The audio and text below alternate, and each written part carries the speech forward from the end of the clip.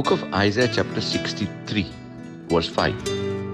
I looked, but there was no one to help, and I wondered that there was no one to uphold. Therefore my own arm brought salvation for me, and my own fury it sustained me. God was looking for a man who will be connected to both God and man. That means talk to man on behalf of God and even talk to God on behalf of man. That means a person who loves God and even loves people. What I realize over the years is this: loving God alone is not enough unless you begin to love people.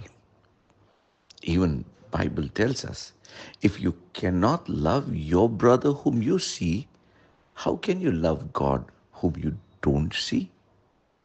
If you cannot be connected and concerned about the people around you, how can you ever be connected to God whom you cannot see? Bible tells us that Jesus has redeemed us by his blood and separated us as people who are ready for good work. That means people who are ready to show love to the people around. Look at the ministry of Jesus. He loved Father.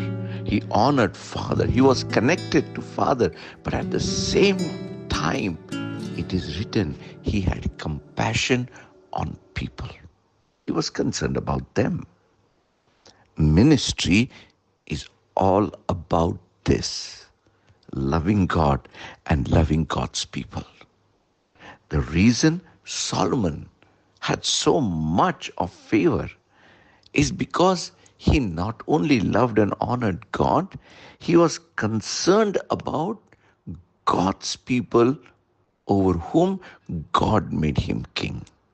He asked for wisdom and understanding, not so that he can become big, so that he can judge correctly the people whom God has given. My brothers and sisters, we always tell we love God, but look around you and ask a question: do I really love people whom God loves? If not, then there is something we need to change within ourselves. We need to come closer to God so that the love of God will begin to flow through us. Any hatred, bitterness, unforgiveness towards anybody shows one important thing: you have not experienced God's love. Therefore, move forward to being that person who loves God and also loves God's people. God bless you. Have a wonderful day. This is Dr. Sushrut Pradhan, Refreshing International Ministries.